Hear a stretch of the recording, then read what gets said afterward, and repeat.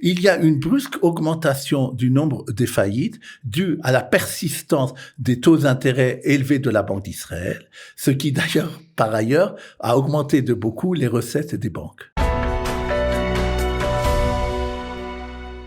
Et nous sommes avec notre ami et non moins expert, Daniel Guggenheim, docteur en économie. Daniel, bonjour et bienvenue. Bonjour.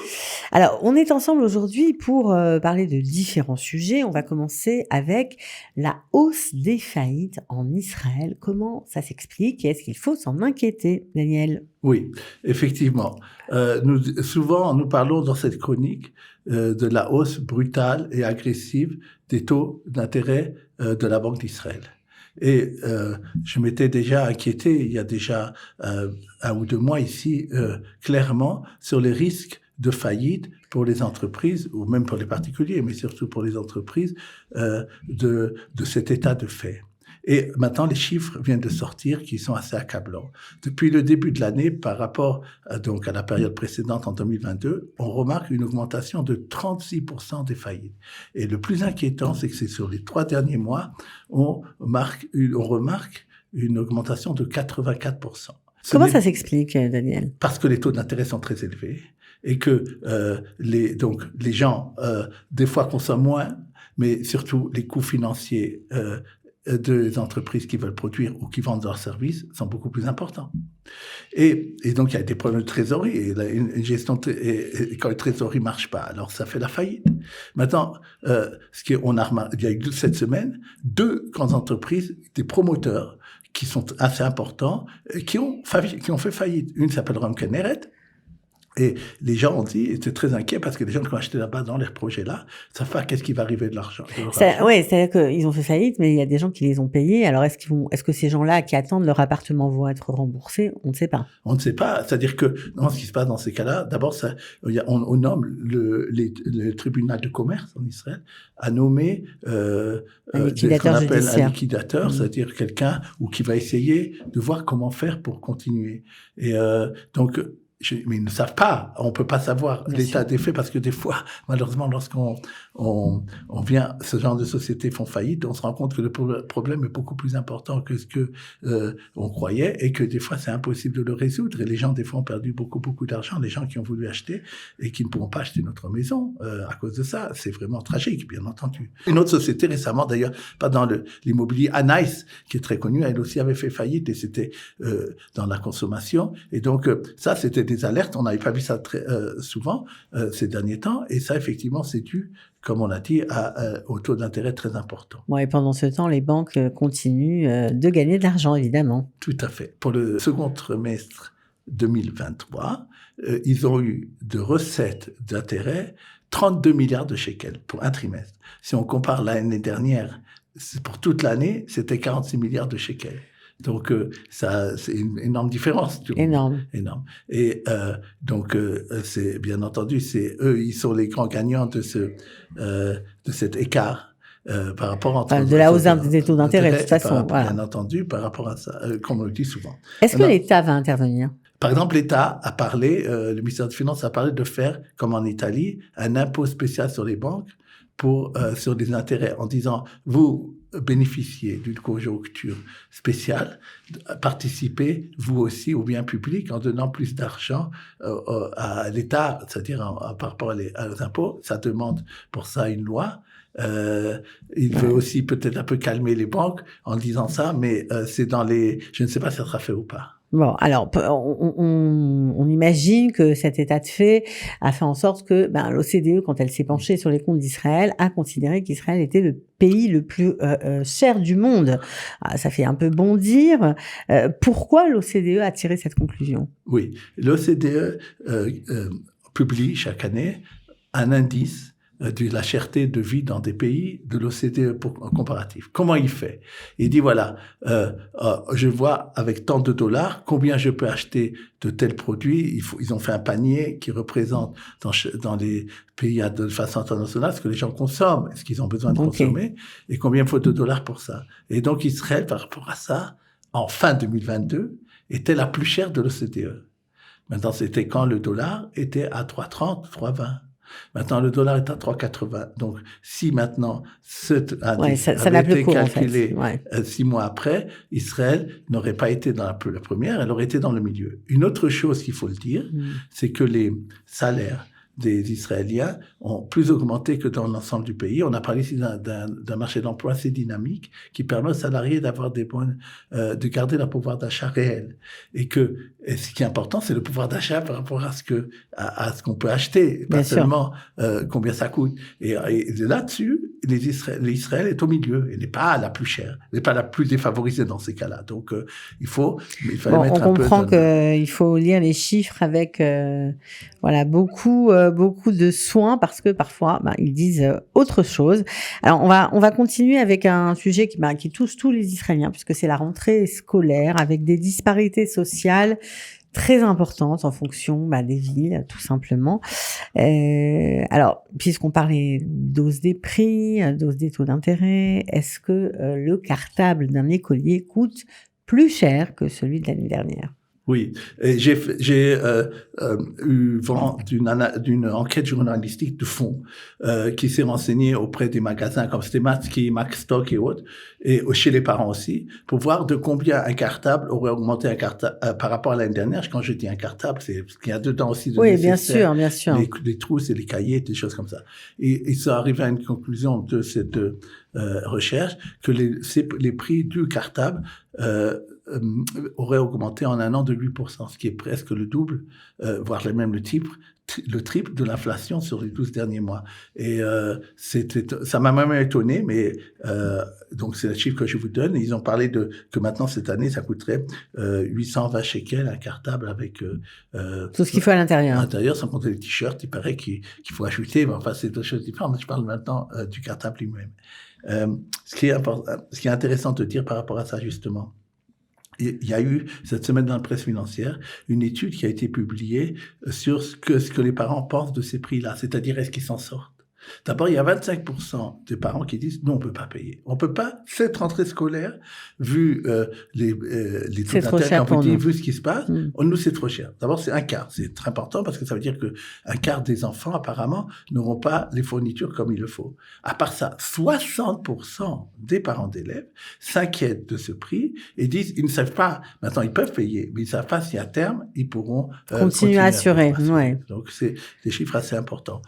Concernant la disparité sociale aussi que vous avez parlé dans le titre, c'est intéressant parce que juste cette semaine a été publié par la Cour des comptes un rapport très profond sur les disparités sociales dans l'éducation. Comme titre disant, les inégalités dans la société commencent là. Bien sûr. Et ils ont remarqué que, par exemple, entre une ville qui a beaucoup d'argent et une ville qui n'en a pas beaucoup. Comme Herzliya, par exemple. Oui, puis toi. Voilà, oui. C'est vrai. Et oui, ou Tel Aviv, je sais pas, Ranana, enfin, et des villes en périphérie ou qui sont très très pauvres. Surtout d'ailleurs, il faut le dire, dans le secteur arabe, c'est encore pire là-bas.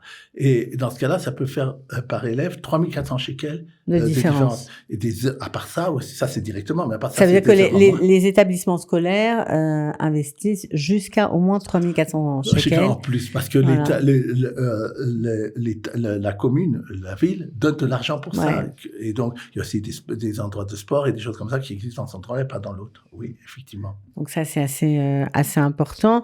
Alors évidemment, on a parlé beaucoup des banques, etc. Est-ce que l'éducation financière est un sujet qui va finalement rentrer dans les écoles, dans les petites classes, parce que ça existe déjà dans le lycée, pour les grandes classes, mais est-ce que ça fait son chemin, cette idée-là? Justement, ce sujet-là, cette année, a été très repris par la presse, l'éducation financière. D'abord, il y a eu une déclaration des banques qui ont proposé d'envoyer des banquiers dans les écoles pour faire de l'éducation financière, et ça a été assez dénigré par des organisations comme Lobby 99, en disant il y a quand même un conflit d'intérêts, que la banque apprenne à nos enfants qu'est-ce qu'il faut faire au point de vue de l'argent, et il faudrait peut-être qu'il y ait des gens qui soient objectifs, qui pourraient leur parler de ça. Ça, c'est une chose. Effectivement, je le remarque d'ailleurs au niveau des Olim qui viennent, ils me disent par exemple souvent oui, moi je me suis fait appâter il y a quelque temps de prendre des prêts à des taux pas chers du tout. J'ai dit moi je prends alors, et finalement maintenant il arrive et il n'arrive plus à payer, et il est ce qu'on appelle au-dessus de la poêle, même que ça veut dire qu'on lui ferme ses comptes, etc. C'est une chose très, très grave. Il y a, à mon avis, pas seulement que les économistes disent, qu'il faut apprendre depuis le plus jeune âge aux enfants des notions d'abord de gestion de budget, savoir quand et s'il faut emprunter, et je dirais même plus que ça, commencer à leur donner, en tout cas pour les adolescents, comment comprendre les informations financières qui vous sont données par la presse. Avoir un esprit critique par rapport à ça, et voir qui c'est qui donne l'information. Est-ce que ça vient par exemple de l'Institut des statistiques, que elle est quelque chose d'objectif. C'est un sujet, effectivement, cette année qui est important, et on espère qu'il y aura un changement à ce niveau-là. On va continuer avec un sujet qui les touche au premier plan, puisqu'ils sont nombreux pour se rendre à l'école à prendre les transports en commun. Et on le sait, on va dire les contrôleurs sont souvent, ils sautent sur leur proie, ils mettent beaucoup d'amendes, et on se pose la question, en tout cas il y a eu beaucoup d'articles en ce sens dans la presse cette semaine, est-ce que ces sanctions pécuniaires dans les transports en commun sont bien, on va dire, bien établies, et est-ce qu'il ne faudrait pas un petit peu les cadrer et légiférer pour éviter les débordements? Oui. D'abord, l'événement qui a suscité la colère et l'émotion de la presse cette semaine est la chose suivante. Des parents se sont plaints qu'ils reçoivent tout d'un coup une lettre de Egued, enfin peu importe, de ceux qui font les transports publics, disant voilà, votre enfant, il y a quelques mois de ça, n'avait pas bien payé dans le bus, et voilà, c'est sans séquelles, il y a une amende. Mais en plus, comme vous n'avez pas payé, cette amende est doublée, et en plus, nous vous demandons des intérêts. Eux, ils n'étaient pas au courant de ça, parce que souvent un enfant va pas raconter à ses parents qu'il a eu ces problèmes-là. Qu'il a eu une amende. Alors, la première chose qu'il faudrait voir, puisque faut pas de légiférer, ce qu'ils ont dit après cet article, c'est que effectivement, le ministère des Transports a dit qu'il va mettre un texte de loi disant que à partir du moment où il y aurait un amende qui serait donnée à un enfant, à partir de 12 ans, c'est permis de donner une sanction financière à un enfant. Dans ce cas-là, immédiatement, les parents doivent être prévenus. Et donc, cette chose-là n'arriverait pas. Ça, c'est la première chose. Une deuxième chose qui peut donner à réfléchir, et ça vient également sur votre question, on remarque que 20% des gens qui prennent les transports publics ne payent pas comme il faut. C'est des statistiques qui ont été faites. Je ne sais pas si tous ont reçu des amendes, mais c'est un chiffre très très élevé, parce que moi je me rappelle quand on avait les bus anciens, il n'y avait pas un seul qui ne payait pas. Oui, aujourd'hui, beaucoup ne payent pas, ouais. Alors on ne sait pas pourquoi, peut-être parce que c'est compliqué d'arriver jusqu'à la borne pour payer, parce que parfois ils ont plus de carte, plus d'argent sur leur carte, et bon, pourtant il y a plein de systèmes, mais... D'abord, il y a des problèmes physiques qui sont pas obligatoirement de la part des usagers des transports publics. Comme vous l'avez dit, les contrôleurs sont assez intéressés à donner des amendes, ils ont des bonus pour ça. D'ailleurs, l'entreprise reçoit 92% de l'argent qui a été récolté par ça. À mon avis, ça fait partie de leur business plan. Et dans ce cas-là, des fois, les gens sont pas vraiment fautifs. En plus, il faut faire une différence, c'est pas moi qui l'ai dit, c'est le député aussi, entre quelqu'un qui n'a pas payé du tout et quelqu'un qui change de bus ou de tram pendant l'heure et demie. Dans ce cas-là, parce qu'à 1h30, on peut changer de bus. Ouais. Tout à fait. On peut. Mais il faut remettre sa carte, quoi qu'il arrive, même si on paye pas. Voilà. Maintenant, eux, ils disent on a besoin de savoir ça parce qu'on a besoin de savoir combien de gens utilisent ce transport en commun à cette heure-là, etc. Et si on remet pas la carte, on a une amende. Et qui est équivalente à si on n'avait pas payé du tout. Donc c'est problématique. C'est pas très juste. Voilà. Et c'est ça aussi apparemment qui va être changé. Bon, alors une affaire à suivre. On va terminer aujourd'hui avec une sanction de la Cour suprême qui a obligé un expert comptable à payer très cher un client qu'il avait mal conseillé. Oui. Alors, quel est le cas d'abord? C'est quelqu'un dont le métier était d'arranger la clim. C'est un métier très dangereux d'ailleurs, faut le savoir. Malheureusement, il y a beaucoup d'accidents. J'ai même eu à Olé qui m'ont appelé qu'ils ont eu plusieurs accidents à cause de ça. Et donc, il était salarié. Il était salarié. Okay. Et il a décidé de changer de statut et de devenir indépendant. Il est allé chez un expert comptable en lui disant, voilà, je vais maintenant être indépendant. Je voudrais que tu t'occupes de toute ma partie, que tu me donnes les conseils qu'il faut. Et je sollicite. Tu fais tout pour moi. Et cet expert comptable n'a pas déclaré au Bitoire Leumi son changement de statut. Et c'est-à-dire que pour le Bitoire Leumi, il était d'ailleurs, puisqu'il était plus salarié, il n'était pas connu comme quelqu'un qui cotise et qui travaille. Quelques jours après cela, il avait changé de statut. Malheureusement, il est tombé. Il a été 80% reconnu d'invalidité de travail et une somme énorme de dommages qu'il doit avoir, bien sûr. qui représente 1 million de shekels. Au moins d'ailleurs, parce que au moins même plus d'1 million de shekels. Maintenant, il a allé au Bitar Leumi, ils ont dit, on ne veut pas te payer. On remarque que c'est vrai que tu as eu un problème par son travail, mais moi je te connais pas. Ouais. Alors, il a allé chez l'expert comptable. L'expert comptable lui a dit, il n'a pas voulu l'entendre, il n'a pas voulu lui payer pour cette faute-là, c'est de l'argent. Alors, ils sont allés en justice. Ils sont même allés en justice ce qu'on appelle en Israël Machosi, c'est-à-dire pas le premier échelon, c'est déjà le deuxième échelon. Et cette instance a dit, l'expert comptable n'a pas besoin de payer, c'est à lui de lui dire, est-ce que vraiment tu m'as mis de vérifier. Est venue la Cour suprême. Et là, elle a donné un verdict, mais un verdict qui va faire jurisprudence. Un verdict d'abord qui oblige l'expert comptable à payer 1 million de shekels, mais en plus de ça, elle dit là-bas, je vous dis à tous ceux qui donnent des services, il voulait dire l'expert comptable, tous les avocats, tous les sociétés, vous devez considérer le client qui vient solliciter vos services comme quelqu'un de totalement ignorant. En hébreu, Sheino Yodeh Lishon, vous savez, comme dans la Gada de Pâques, c'est-à-dire, il connaît rien. Et c'est à vous de le renseigner. C'est à vous de lui dire tout ce qu'il doit faire. Donc, c'est pour ça que je condamne l'expert comptable. Maintenant, ce qui se passait, c'est que là, ceux qui défendent les experts comptables, ils ont une chambre. C'était furieux. Ils ont dit, mais quoi? C'est un problème parce que ça peut nous arriver maintenant de faire des erreurs. Alors ça voudra dire que maintenant nous avons une responsabilité beaucoup plus forte face à nos clients que nous faisions jusqu'à maintenant dans la jurisprudence.